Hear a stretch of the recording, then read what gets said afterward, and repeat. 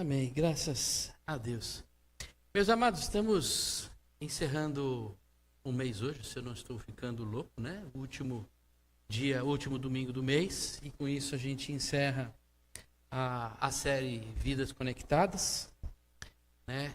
Entendendo que num mundo desconectado, a gente tem que andar na contramão, no sentido de buscar uma vida de reconciliação e amor entre nós e também em relação ao outro. E quando eu olho para a história da nossa igreja, né, esses 122 anos, eu vejo que nós vivemos uma luta grande de reconexão, né, com Deus. A trajetória, a missão de Deus foi de reconectar, regenerar a humanidade. E a gente vive essa luta para que a gente não se amolde ao mundo e perca a essência da vida da igreja.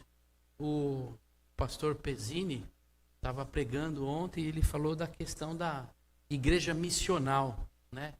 Um dos desafios da igreja de Jesus Cristo, não só da comunidade da vida IP, da IPI, mas da igreja cristã como um todo, é viver uma vida missional que vai muito além de ser uma igreja missionária, mas uma igreja que vive o reino de Deus a partir da fé, da oração e do amor ao próximo. E olhando para essa vida de missão, por isso somos uma igreja missional, o Senhor vem trazendo bênçãos sobre a vida da igreja.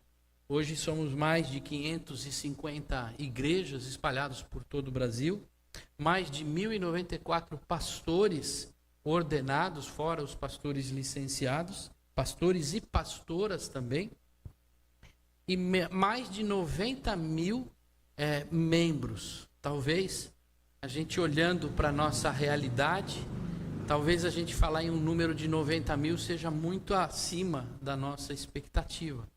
Mas nós somos 90 mil membros, todos espalhados por todos os territórios brasileiros. O tempo passa, o tempo voa. E a poupança, não é por aí, né? O tempo passa, o tempo voa, a sociedade muda e os desafios mudam também a cada tempo. Diante dessas mudanças, precisamos também mudar. Quem já leu um livro, normalmente quem trabalha em empresa multinacional ou grande, já deve ter tido um contato com um livro chamado Quem Mexeu no Meu Queijo. Conhece? Já conhece esse livro também. Esse queijo não. Esse livro é um best-seller, né? E ele faz um relato de os ratinhos que estão dentro de um labirinto e eles precisam perceber a mudança, né? E a gente, como igreja reformada, nós temos um lema: igreja reformada sempre se reformando. A gente precisa sentir o cheiro do queijo e começar a perceber que a gente precisa mudar. E esse é o tema da pregação de hoje, né? A gente precisa dar um passo adiante. Nós não podemos ficar estacionados no tempo. Porque se nós ficarmos estacionados no tempo, como servos de Deus, ou como comunidade, como igreja, o tempo vai passar, a sociedade vai mudar, e a gente vai se desconectar dela, vai ficar distante dela. E aí nós vamos enfrentar uma série de dificuldades em relação a isso. E meditando, especialmente para o culto de hoje, de falar de 122 anos, eu estava orando a Deus e pedindo uma direção de que aonde que nós poderíamos ver o tempo que nós estamos vivendo como igreja e que fosse uma mensagem que fosse de entusiasmo para a igreja, encorajadora. E aí o Senhor me mostrou um texto que eu acho que tem tudo a ver com o momento que nós estamos passando. Está lá em Mateus 14, capítulo 14, do verso 22 ao verso 33. Aqueles que têm boas memórias sabem que a gente está falando de Jesus andar sobre o mar. Esse relato não está só em Mateus, mas ele também está lá relacionado no Evangelho de Marcos e no Evangelho de João. Eu vou pedir hoje especialmente que a igreja feche os olhos por alguns instantes e nós vamos fazer a leitura. Hoje não mais com a Bíblia aberta, mas prestando atenção na leitura, mesmo de olhos fechados. Feche os seus olhos por alguns instantes.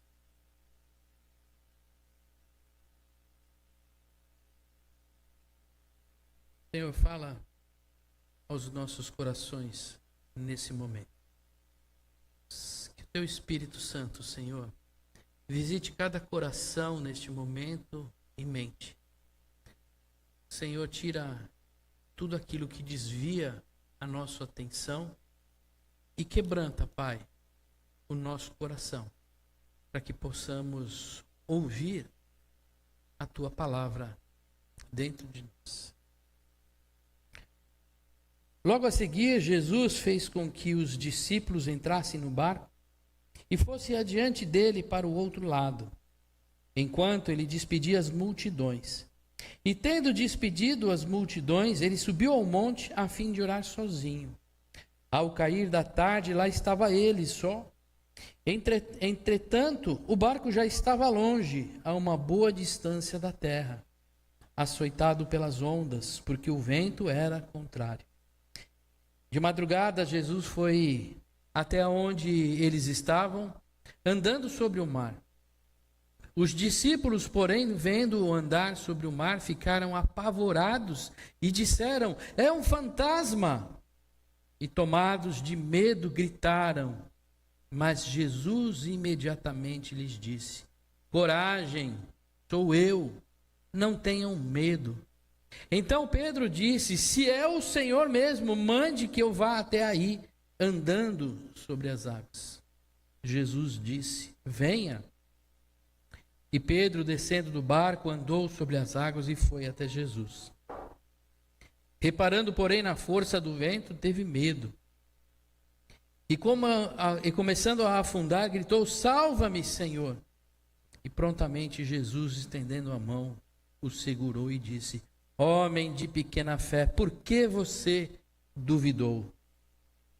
Subindo ambos para o barco, o vento cessou. E os que estavam no barco adoraram, dizendo: verdadeiramente o Senhor é Filho de Deus. E eles seguiram viagem.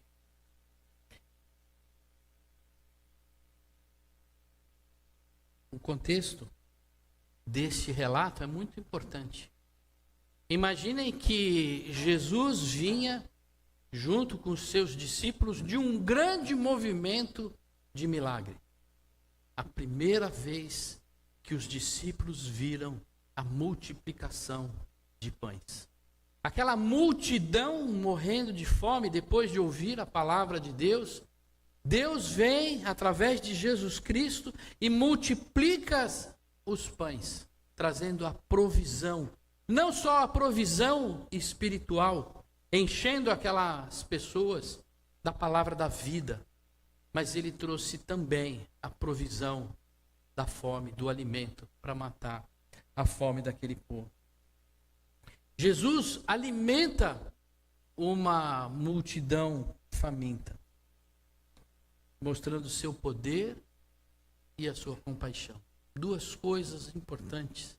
Jesus presente, mostrando poder pela multiplicação, pelo milagre, e a compaixão.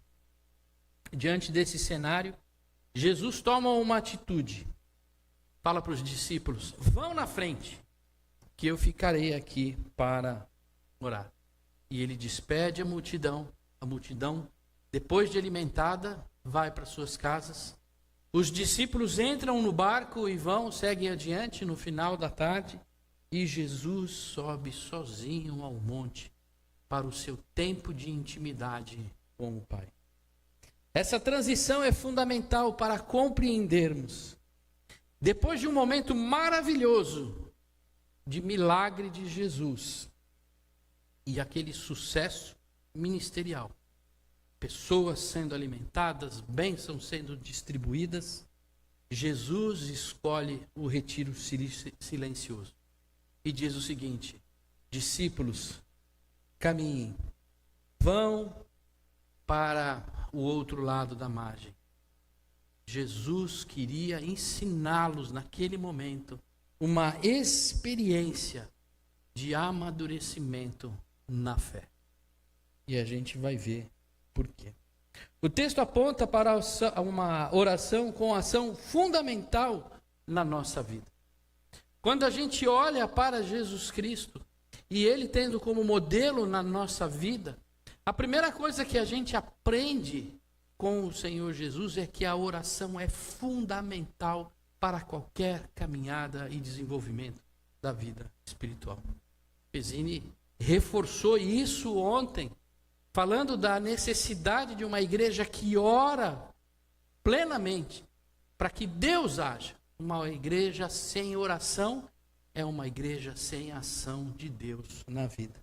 E Jesus mostra isso para nós, mesmo em meio às suas tarefas, à sua agenda, o seu caminhar, Jesus tirou um tempo para a sua oração. Devemos caminhar nesse sentido. Podemos ver ainda que as situações da vida testam a nossa fé. Imaginem que os discípulos saem e por coincidência ou não, vem uma tempestade. Algo natural. A vida como ela é.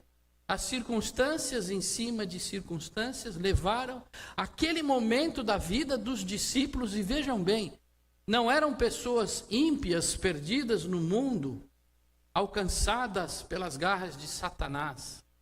Não, eram discípulos que caminhavam com Jesus, que estavam enfrentando as situações, as diversidades da fé. E muitas vezes, nesses momentos difíceis, a gente acha que Jesus nos abandonou. Eu fico imaginando os discípulos naquele lugar, naquele meio de tempestade, talvez muitos deles pensando: será que Jesus nos abandonou? Aonde estaria Jesus? Por que ele não está comigo nesse barco, nesse momento? Talvez muitas vezes na nossa caminhada a gente sinta momentos como esse. Por conta das tempestades da vida, a gente acha que Jesus nos abandonou. Fica claro que as situações difíceis que enfrentamos não são para sofrimento, mas para uma ação pedagógica. Se nós olharmos para as tribulações que vivemos como um karma que nós temos que viver, como algo que nós temos que pagar um preço para ter salvação, não estamos falando de cristianismo. O Senhor Jesus não nos dá prova para nos fortalecer, trazendo para nós a dor simplesmente para enxergar em nós mérito. O Senhor permite que passemos por tribulações para que possamos exercer a nossa fé. E foi isso que os discípulos estavam enfrentando. Imaginem só que horas antes estavam vendo o Cristo multiplicar pães. E naquele momento estavam todos tremendo de medo por conta das grandes ondas.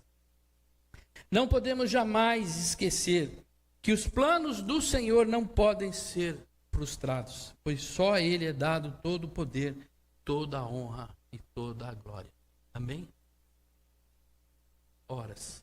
Se os planos de Deus não podem ser frustrados, se Ele tem o domínio sobre todas as coisas, por que temerei que o barco afunde?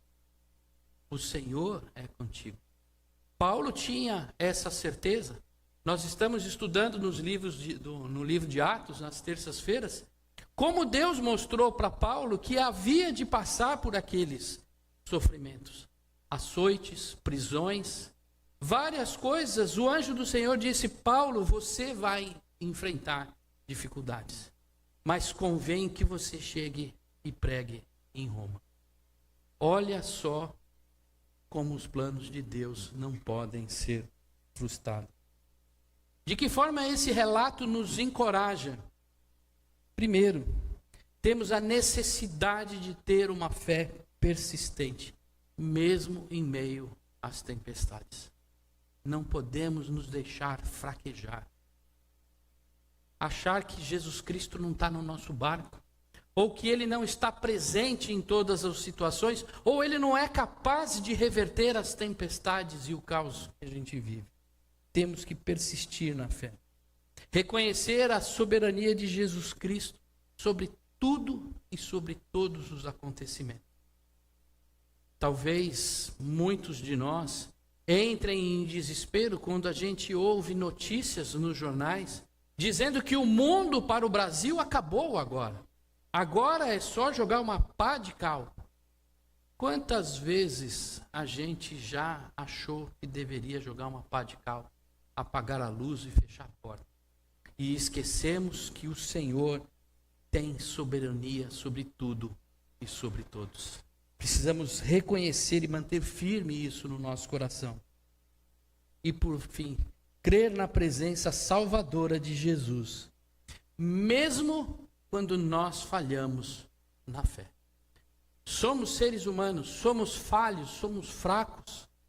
Quantas vezes nós dobramos os nossos joelhos e nos sentimos fracos, como se a nossa oração não tivesse força, como se ela batesse no teto e não chegasse a Deus. Olhamos para nossas vidas e vemos as dificuldades que a gente vive.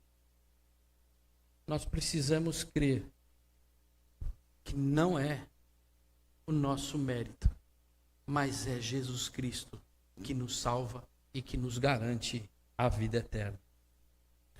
Amada igreja, somos discípulos de Jesus e na história da nossa igreja vimos o agir de Jesus, o agir de Deus.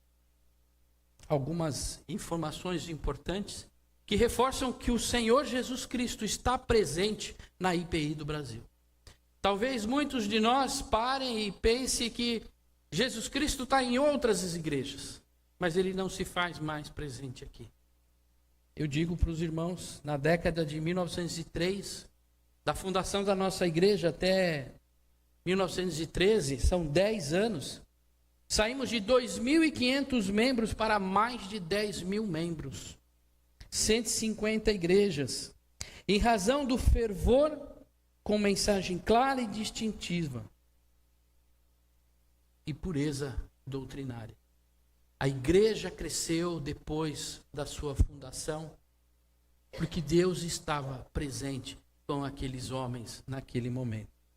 De 1934 até 1969, o crescimento continuou forte, mais que dobrou o número de igrejas, foram mais de 300 igrejas.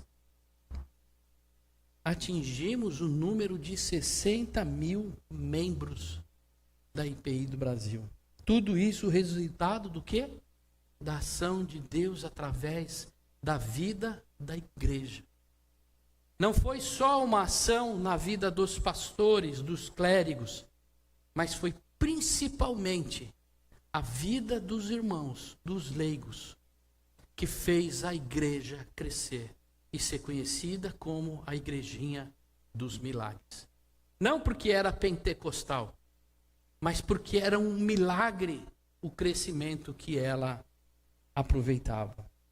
Na década de 2008 a 2017, a igreja atingiu o seu auge. Fomos mais de 97.000 membros. Se eu não me engano, pelas estatísticas que eu vi, era a igreja reformada, ou missional, ou tradicional, a maior igreja missional ou tradicional. Maior do que a IPB, maior do que a Metodista. Foi uma das maiores igrejas, mais de 500 igrejas. Expansão sólida. Porque a igreja começou a se reunir de casa em casa. A igreja fortaleceu a educação cristã. Os irmãos conheciam a palavra. E as missões eram fundamentais e presentes na vida da igreja. Comunhão, conhecimento e missionalidade. Foram características que levaram a igreja a viver e crescer de forma extraordinária no Brasil. nós vimos milagres. Assim como os discípulos no seu tempo viram multiplicação de pães, nós vimos muitas pessoas transformarem de vida, se converterem, crescerem, se desenvolverem. Mas, amada igreja, o céu escureceu e estamos enfrentando uma tempestade. A vida, como ela é, como eu já falei, o céu escurece e o mar está agitado. Quando olhamos para as igrejas missionais, ou as igrejas tradicionais protestantes, não as pentecostais e as neopentecostais, mas quando a gente olha para as igrejas missionais como as nossas, vimos grandes desafios diante dos nossos olhos. Precisamos permanecer firmes nos caminhos de Jesus e relevantes para as pessoas.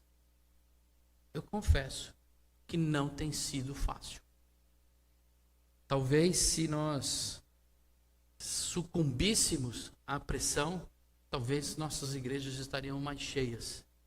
Mas será que Jesus estaria dentro do nosso barco? Quais os desafios que nós temos enfrentado como igreja missional, não só IPI, mas também como igreja metodista, como igreja presbiteriana do Brasil, como igreja batista? Nossa membresia tem envelhecido e temos perdido a conexão geracional. Se os irmãos olharem, nós temos uma grande dificuldade de jovens dentro da igreja. A desconexão com os jovens levou-os a migrar para outras denominações. E tem permanecido nas nossas igrejas uma membresia mais envelhecida. E essa é uma dificuldade, porque nós vamos perdendo aquela força, aquele vigor. E isso é questão de desconexão com a juventude. Temos encontrado dificuldade em dialogar com a cultura e com o mundo contemporâneo. A igreja passou a ter dificuldade de falar com as novas gerações através das línguas acessíveis a elas, tecnologias que elas utilizam e engajamento missional prático. Eu fico vendo muitas vezes a gente guardando coisas do passado que já não conectam mais. Eram maravilhosas na época em que se viviam. Eram modernas na época que se viviam. Mas hoje perderam o sentido. A gente pode lembrar da bateria, da guitarra. Em certo momento, era novidade, foi terrível, mas foi uma modernidade necessária. Hoje a gente olha e a gente pode falar que a gente não consegue mais viver sem um data show. Bateria, guitarra, faz parte. Quantas coisas vão mudando, e se a gente não mudar, e se a gente não se adaptar, a gente vai continuar vivendo essa desconexão com a cultura. O resultado disso tem sido a falta de expansão da igreja em todos os lugares. A igreja não tem crescido. Não tem crescido porque não tem dialogado. Não tem crescido porque não tem jovens. Tudo isso potencializado por algo que atingiu a todos. Fique em casa. E aí a igreja que já vem fragilizada, porque não consegue dialogar com os jovens, não consegue dialogar com a sociedade, agora é dita para ela, fica em casa. Não converse com o outro. Não receba o outro na sua casa. E aí a gente perdeu aquele jeito mineiro de ser, de tomar café com pão de queijo na casa do...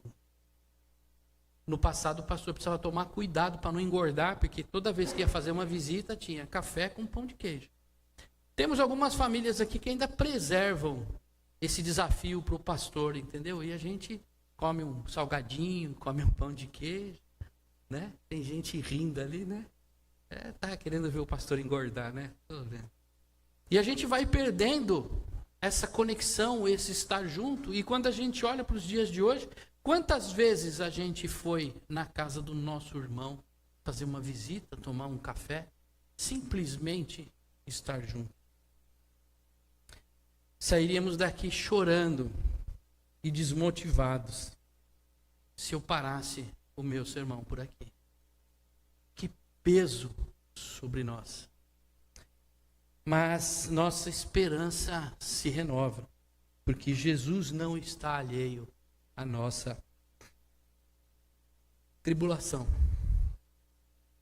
Ele está com as mãos estendidas. Desculpa, meus irmãos, hoje eu tive numa igreja que está passando por uma série de dificuldades. Eu não esperava, mas uma jovenzinha, ela pediu a palavra naquela reunião e ela chorou. Porque ela falou, eu não aguento ver a igreja que eu amo na situação que está. Eu conheci ela desde pequenininha, agora está com 20 anos de idade, mas aquela dor dentro do coração dela, porque ela queria levar Jesus Cristo àqueles que estavam sofrendo. Me machucou tanto aquele momento, eu orei naquele momento, falei, Senhor, responde a essa pequena jovem. Se a gente olhar só para a situação que a gente vive, nós vamos sair daqui desesperados. Mas Jesus não está alheio a isso.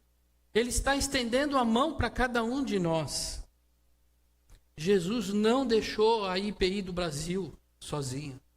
Alguns vêm e dizem que não, a IPI vai acabar, não, porque está difícil, porque o mundo. Jesus não nos deixou sozinho. Ele continua presente no nosso meio.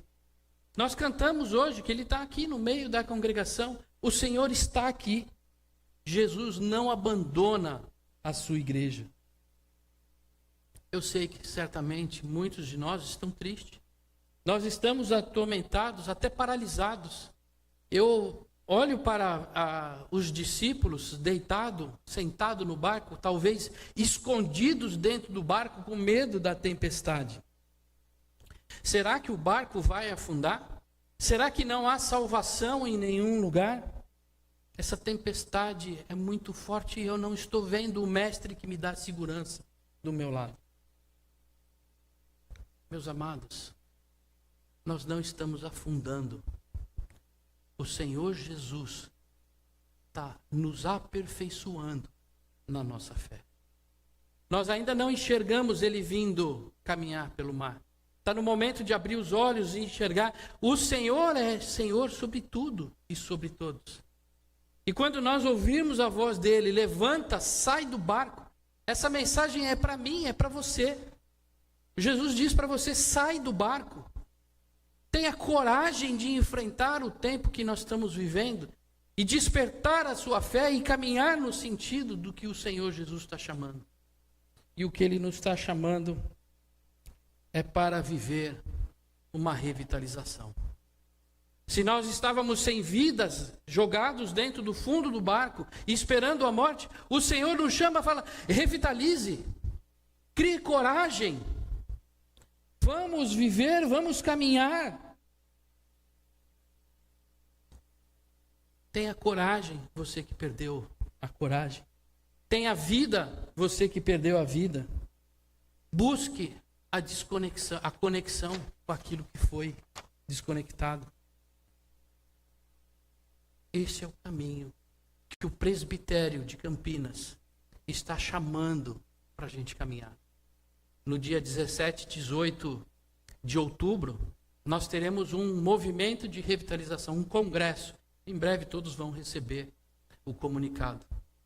No sentido de que precisamos caminhar, acordar, e estender e segurar na mão do Senhor Jesus, e se for preciso andar por sobre as águas. Ainda que nós não creiamos que nós conseguimos, que nós vamos conseguir andar, ainda assim, nós precisamos crer e sair do nosso sofá, do nosso lugar comum, e estender a mão e falar, Senhor, segura na minha mão. Eu quero vida novamente. Eu quero conexão novamente. Eu quero coragem novamente. E a revitalização segue 2 caminhos importantes. O primeiro caminho, o Pezzini falou ontem, é o caminho da comunhão. Se nós não dobrarmos os nossos joelhos e não pedirmos a Deus que nos revitalize, que nos encha da tua presença, se nós não buscarmos intimidade com Deus e pedir, Senhor, eu quero te achar, eu quero vida dentro de mim. Se nós não buscarmos a Deus, essa vida não virá. Nós precisamos buscar uma conexão de novo com Deus. E a segunda atitude que nós devemos tomar é buscar a conexão com o próximo, através da expressão do amor de Deus por nossas vidas. Não adianta eu buscar intimidade com Deus, mas não estender a mão ao próximo. Não adianta eu amar a Deus e não amar o meu irmão da igreja. Não adianta eu amar a Deus e não amar o próximo que está ali do outro lado da rua. Quantos pessoas estão sofrendo e a gente nem sabe quem são. Vivem no nosso meio, mas a gente nem sabe. Somos chamados a isso, a nos reconectarmos com Deus e a nos reconectarmos com o outro.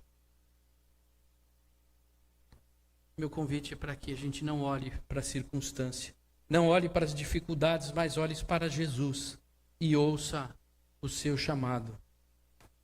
Levante e ande, pois o sol voltará a brilhar após a tempestade.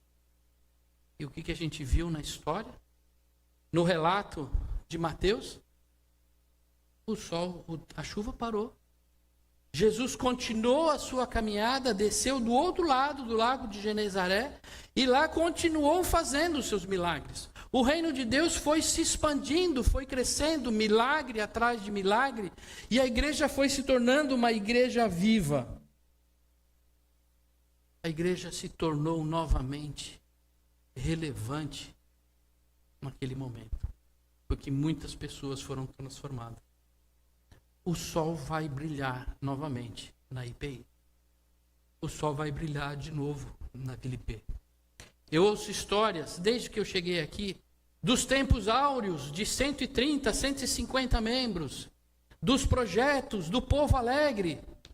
Sim, verdade, como aconteceu na multiplicação dos pães. Deus estava presente, mas nós estamos passando por esse momento de tempestade.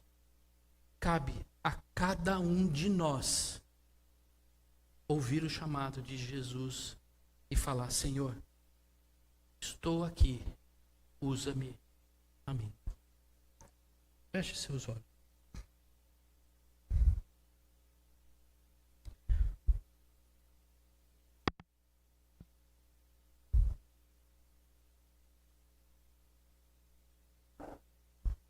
Pai, estamos todos aqui diante de Ti, Senhor. Eu sei que hoje é dia de festa, Pai, mas a Tua palavra nos encoraja. O que eu peço a Ti, Pai, encoraja a cada um de nós a sairmos daqui diferentes, Senhor. Que nós tenhamos a coragem, como teve Pedro, Senhor, de pisar sobre águas revoltas. Algo que seria inimaginável, Senhor, naquela época. E em qualquer momento da história. Talvez, Senhor, seja inimaginável para muitos de nós voltarmos a ter vida. Inimaginável voltarmos a ter alegria. Mas o que eu peço a Ti, Pai, é que o Senhor deposite essa coragem, Senhor, no meu coração. Deposite, Senhor, essa coragem no coração de cada irmão aqui, cada irmã. Que possamos sair daqui dessa noite, meu Pai, transformados pelo Teu Espírito, encorajados, Senhor, como aqueles discípulos, Senhor, que seguiram adiante e viram, Senhor, o Senhor continuar fazendo os seus milagres e viram o Senhor pagar o preço e tomar o lugar de destaque ao lado do Pai, reinando sobre tudo e sobre todos. A Ti, Senhor, toda a honra, toda a glória e todo o louvor, em nome de Jesus. Amém.